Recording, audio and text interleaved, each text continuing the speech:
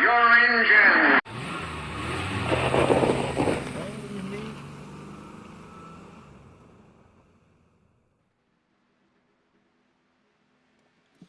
Okay, welcome everybody. This is Iracing 2019 Season 3. Figured we would do a quickie Carb Cup race at Daytona. So, for those that don't know, the Carb Cup is the absolute rock bottom rookie beginner NASCAR series.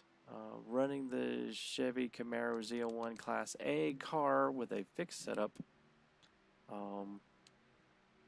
Designed to get people into NASCAR oval racing with a minimum of fuss. These races, because there are a lot of people that are rookies, and even drivers that have been around a while who want to start getting into NASCAR oval racing, and it can be an incredible shit show. Let's just be honest. So many drivers getting into this type of racing think it is turning left, and that's all there is to it. But I figured I would stream this tonight. We're actually going to stream the practice session. We're about 3 minutes actually from the race session starting. So I am going to do this absolutely 100% live, no muss, no fuss, to give someone watching who might be a rookie and looking to get into it a few pointers. I do this from time to time because it's fun, and races where you can actually meet with a few guys that are halfway decent at it, even if they're rookies, and nobody's being real super stupid about it. Like this guy right here who doesn't realize for some reason, I guess maybe he wants to draft with me, but I can't go over the yellow line without taking a penalty. So that's probably the first thing. If you're a rookie and you see this blue line right here, if you go out onto the track before you get to that blue cone, you will receive a penalty and get a drive-through or something else for that. So that is one of the things you absolutely do not want to do. So I was hoping these guys really kind of hooked up here. Drafting is the name of the game with Daytona. Trying to turn my ambient noise down here a little bit. Not sure what you're hearing. But drafting and the ability to do it so without panicking, holding your line, staying low, staying high, listening to your spotter. If you're a rookie coming into this type of racing, please take the time to learn how to run the low line, learn how to run the high line, learn how to hold a line. It's all about the line.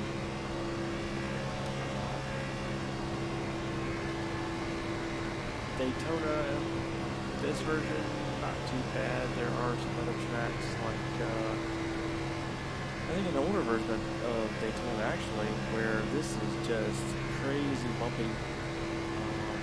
Is that, or that might have been Talladega, but yeah, some of these tracks are really bumpy. Some of them require slowing up, slowing down.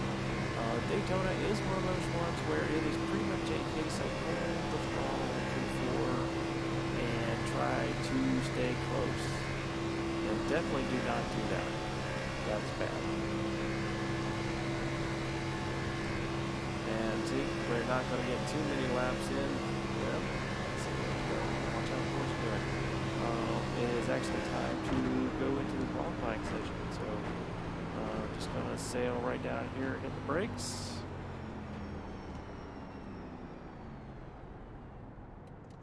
And we're going to flip right over to our qualifying and race session.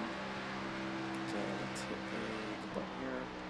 And not going to save the setup, or not going to save the replay. Don't need to do that.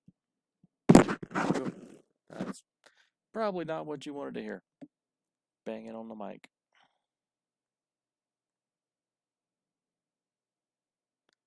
Okay, so loading. Over here, do a little bit of housekeeping. Yeah, these races are usually pretty quick. I think the Carb Cup typically 10-15 laps, no cautions. I guess one or two fast repairs, maybe one. Um, it really comes down to depending on what you want to do. If you're a rookie and you want to get out of the rookie class quickly, um, I would say, either learn how to do it and get at the front really fast, or just hang back and just go and just run laps and not worry about being competitive. Yeah, that'll run time trial. um, so, like I said, this is a fixed setup race. You don't have hardly anything that you can muck about with. A couple of pointers here with any type of oval racing, really. Number one is your steering ratio. So if you, sometimes this is, with some cars, it's like a number of, I think it's like number of gear points or something like that. Or in this case, the steering ratio. The higher the ratio, the less twitch the car is going to be. So I usually run 12 to 1, depending on the track. The good thing is if you have to make a sudden move with your wheel, it's not going to jerk the car quite as much, quite as fast. If you go into a slide, it'll be a little bit easier to catch. Main thing is that you will have to work more you'll have to turn the wheel more to actually move the car. So when you're in a pack of people really close, it's a little bit easier to hold that line, especially if you find the car, your wheel moving back and forth and you end up pinballing down the straights. Yeah, lower that down a little bit. The other thing with me is even though your wheel can do 900, I personally lower the wheel range for an oval track on a lot of the stock cars, simply so I don't have to turn the wheel as much. Personal preference kind of thing, but I feel like it works pretty well for me. And so here we are. We're in the qualifying session now. So let's go ahead and get this started. Now there's a lot of things you can do. We start with a full tank of gas here. In the past, I've tried to burn off fuel or sit here and let it burn off fuel. Honestly, there's not a whole lot you can do. With a stock car like this and a fuel tank that is full, your best bet here is simply to get going and get as much speed as you can. So it's a little tricky on the flatter sections with some of the ovals. You don't want to spin. But definitely try to build up a head of speed here, because you want to take and be able to just get as fast as possible, and make sure you follow that line. Make sure you do not go up over the yellow line until you absolutely can with that cone.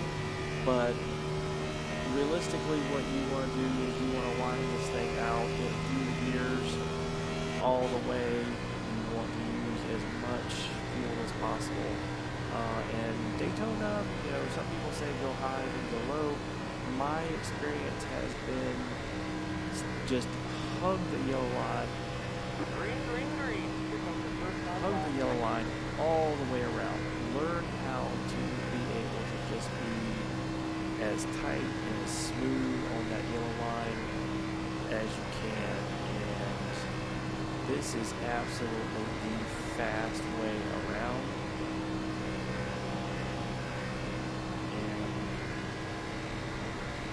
And right now it's showing me 10th, but I really haven't been able to do it better. A lot of guys like to emulate, I guess, real life and,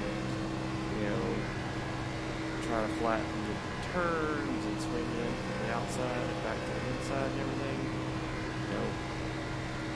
This is a simulation, and there's always little things about simulations that are not super realistic. So,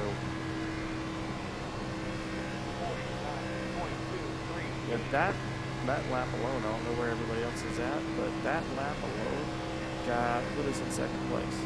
And I am just keeping the corner of the car just as tight and as smooth, coming out of the curves, holding that yellow line, not moving around a lot, just holding it just as straight. And let's see, we're down to 5th, but I think I'm about 3/10 up on my last time. We're going into turn 3 and 4, just right down on the line, hugging it. Some people will cut across here, not really necessary. And so across the line. After the checker flag.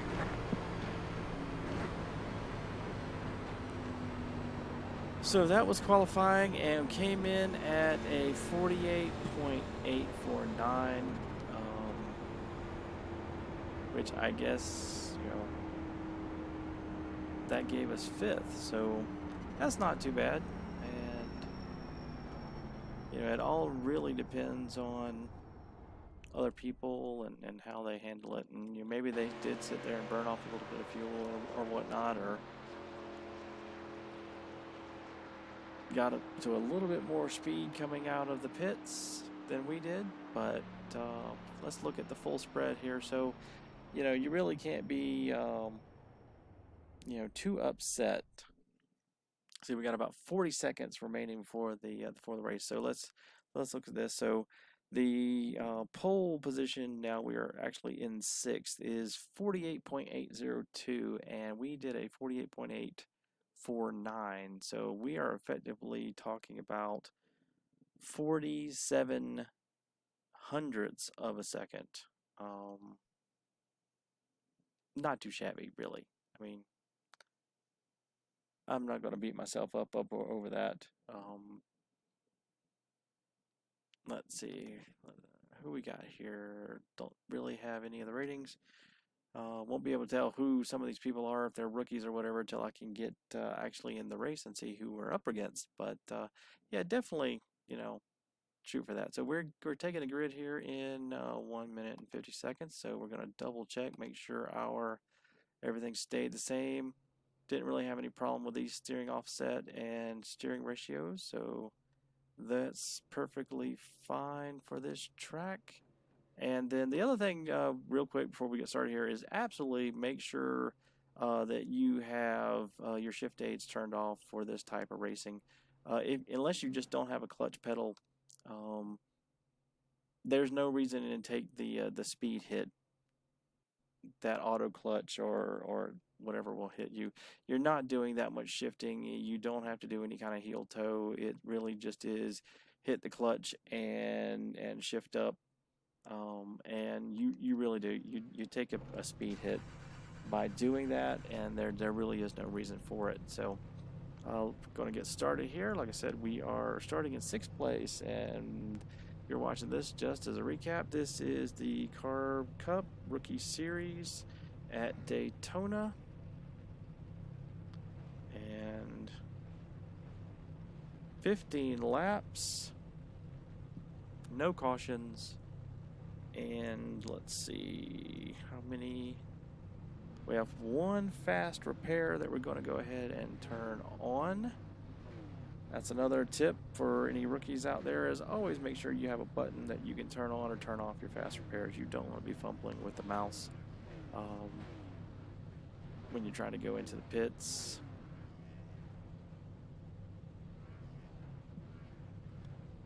And let's see, judging by what we got here. So yeah, this is a rookie series on a Wednesday night, and there's no rookies in here. there absolutely is. Lean down enough for my old self to actually read the screen clearly. The top 11 are A-class guys like myself, slumming. Okay, bud, green flag, next time by. Line up on the outside. Pit road is closed. I'm gonna. And that's not the thing I'm on anywhere. Yeah, so had the chat muted. That's another thing. You definitely want a headset or something so you can hear and talk through the chat. There's a lot of A lot of things out there, you know, some good, some bad. I have it muted right now, but I'm going to turn it off before we go. So definitely, definitely you can probably get some good racing in here like this. I'm hoping that a bunch of A-class guys can hold it together a little bit better. So we're going to see how we're going to do here. So let's see, go green in about half a lap. So this is one, this car, this series, starting in second gear. It's the way to go. Pretty much the case with all of these tracks with these cars. So really, this is all about drafting. So I'm going to unmute my chat so I can hear what other people are doing, and then I will talk as I feel like I can talk, because these can be pretty hairy. What's happening back there? Where's your huge gap? Ready? So here we go. I think he just saved his car at me. Pace car's leaving. Green, green, green. All right, so here we go. And watching it. Got the shift, the quick shift into third. And we're going to be trying to suck up these guys. We absolutely want to try to avoid going 3 wide. And already doing it. Just there you go. That's probably the worst thing, is these guys who want to go 3 wide right out the gate because they got to run on you.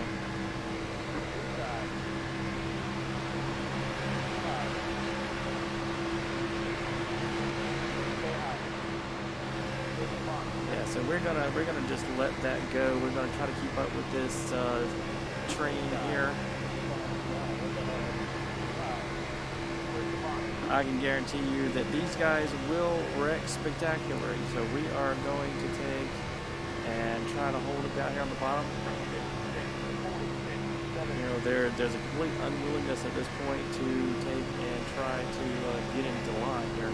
They're still 3 wide, and that is almost a recipe for disaster. This almost always ends badly. I really will tell you, this is almost guaranteed to be a wreck going up through turn 3 here. That guy in the middle really just needs to let it go, because he's absolutely begging for it. Outside, clear outside, someone outside, clear. And it looks like somebody decided to pull out of it. So right now, I absolutely do not want to lose this train here, because that will kill my race if I can't keep up with these guys. That's the number one thing to learn with oval racing, especially with NASCAR, is pretty much any kind of oval racing. You lose the draft and you are gone. You lose your history. So get used to the close racing. Do what you need to do to try to increase your situational awareness. Go VR, get triple monitors. You know, worst case scenario, map buttons to be able to look around real quick, but get used to being that close.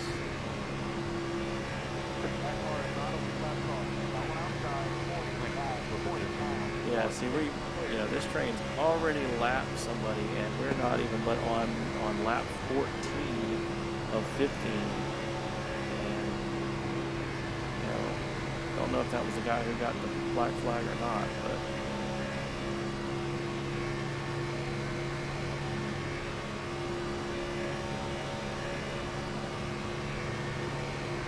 yeah, see, there's that deal. You get on that apron and you start rotating.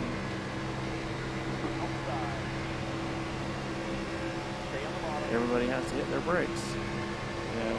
You're rocking in and out, and you end up losing control. Next thing you know, you're into the guy in the upper lane, and you've caused a big wreck, all because you didn't have the proper equipment, or you didn't learn how to drive this track.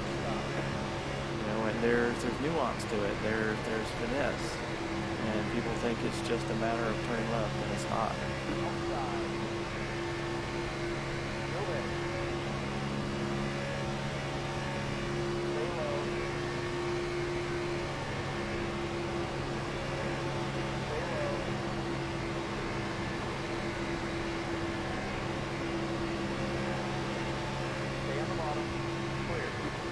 Yeah, I get the feeling that this might actually calm down a little bit. Great. Now we got a flasher. That's always a pain in the neck. Now see, here we go. Here we got lap traffic coming up here, and they're straddling the lines. Maybe they'll line up, because this is also another thing that happens with rookies is you get these guys that are going around and they don't know how to go high, they don't know how to go low. They're racing their own race, and here comes a pack of 10, 15 cars going. I'm watching here. 10, 15 miles an hour faster, and they cause a wreck. And here we go. We are rapidly gaining on these cars, and essentially these guys are going to pull out of the way.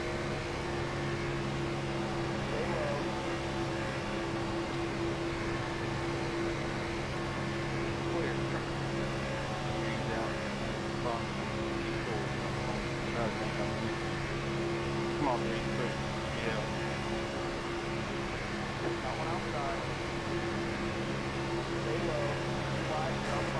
Yeah, there you go. There. So there you go. You got. Ooh, we made it. We made it. We made it. Don't lose the draft. Come on. Yeah, blink out. Blink out.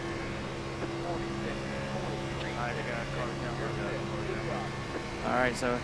You're fucking lap car and you're literally gonna sit in the fucking bottom lane. Are you fucking serious, guys? Amazing fucking drive. Thank you. Thank you. Shouldn't be proud of stupid.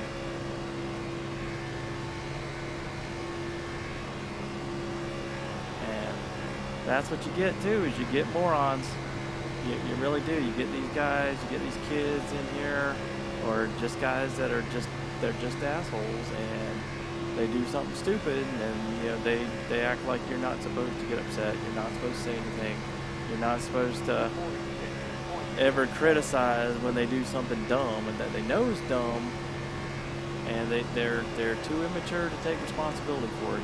It's like, either don't say nothing at all, or say, hey, I'm going to watch the replay. But more often than not, you just get some guy who acts like, well, I didn't do anything wrong. I'm not even going to look at the replay. I'm just going to assume I was right, you were wrong, and I'm going to be dumb about it. Even right now, these guys right here are not being super smart about this shit. This business of coming up on people in the turns, trying to push them out is really bad. This is just... Yeah, why don't you guys go ahead and wreck being stupid like that?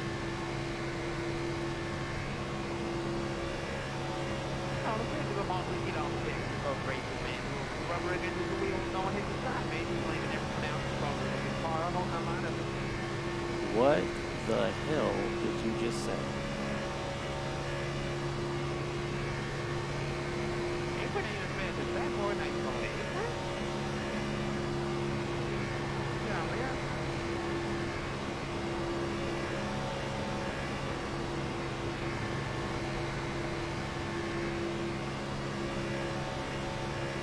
Yeah, see what we're looking at here is we're looking at a bunch of guys that are really ought to know better, although it looks like the C-Class guy is the one leading, which that explains why we've got all this pushing around up here, because he's literally trying to push the guy into the wall, into the turns.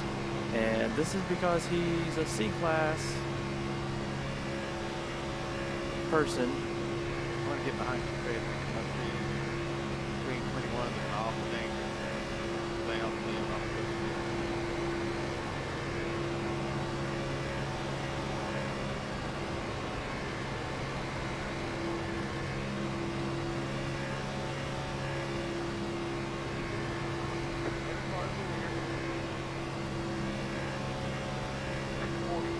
Yeah, this is just waiting for frickin' trouble here. These guys are not going to let people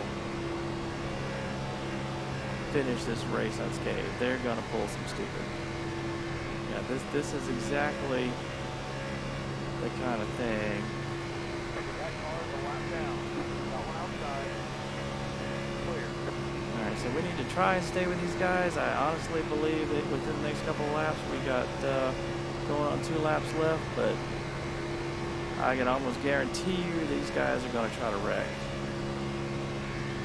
And I just need to stay close enough that maybe I can survive and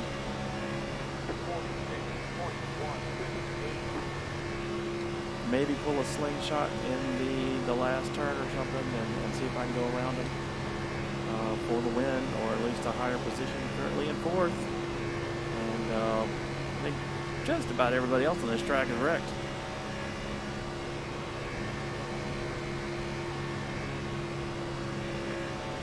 So this is lap 13.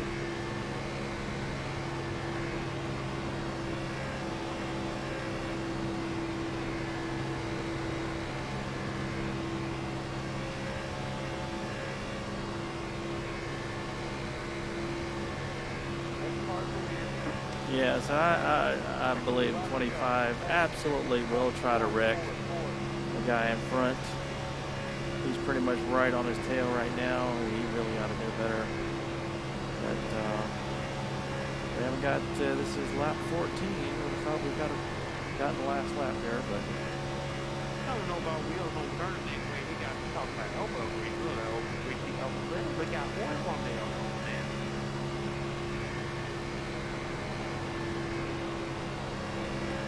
the mute button is your friend. Yeah, this guy's a fucking idiot. Fucking room power bullshit. Give me a break.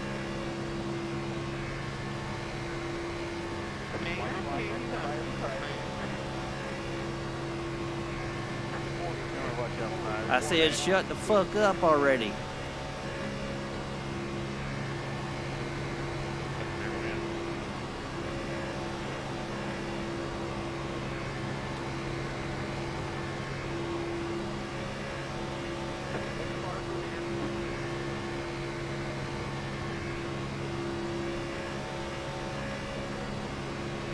Here it is, boys.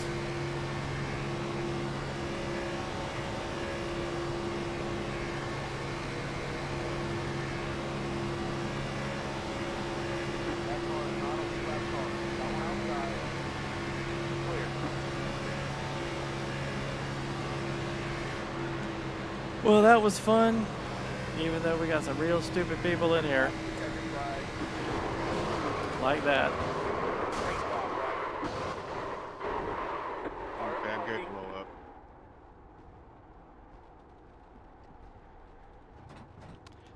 So there you go. Well, that wasn't too bad. We started 6, ended up going through some wrecks, and made it into 4th. Gave you a good example of the kind of... Yeah, a little race got mixed up at the beginning, but you know, yeah, whatever. Yeah, you get that. That is what you absolutely get. There is no end to the ridiculousness and crap you have to listen to. Map and mute button. Michael Heron don't complain about me gonna talk about no damn. I talk chewing gum stuck in my shoe, man. Know what I'm saying? Yeah, whatever. Marshmallows. Yeah. So anyway, I don't even know who that is. I honestly don't care. Maybe it shows up on the screen, and I just it. Sometimes it's funny, sometimes it's interesting. Most of the time, it's just annoying and distracting, and that's the only thing about some of the series in iRacing. I kind of much prefer racing in leagues where you kind of know people, or you at least have some kind of control. The rookie series and the low end classes of iRacing can absolutely be a lot like racing open servers in Forza or something. But I think I'm gonna close this one out for the night. Like I said, this was just one of the random off the cuff kind of deals, just to have some fun tonight. Started 6th, came in 4th. Listened to some crap, and who knows? Hopefully interesting and hopefully a little bit helpful with some of the setup changes and things you can do to make your car a little bit faster, also make it a little bit easier to drive. If you're a rookie and you're watching this and you're hoping to get some things, I mean, realistically, your best bet is to find some way to get all your buttons mapped, especially being able to adjust your field of view and your horizon and your driver height. I actually have buttons on my wheel to be able to correct that, so I can position myself really quick inside a car. There's a lot of other things you can do with some of these settings. You can map buttons on your wheel. You can map buttons on different devices.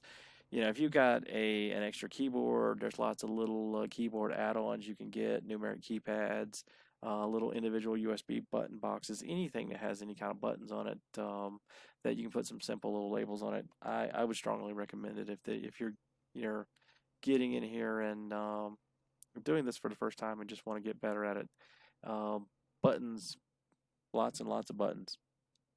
And with that, I'm going to call it a night and hope you enjoyed this. And I will be streaming all week, and hopefully you like, and hopefully you subscribe. And with that, that's it. Have a good evening.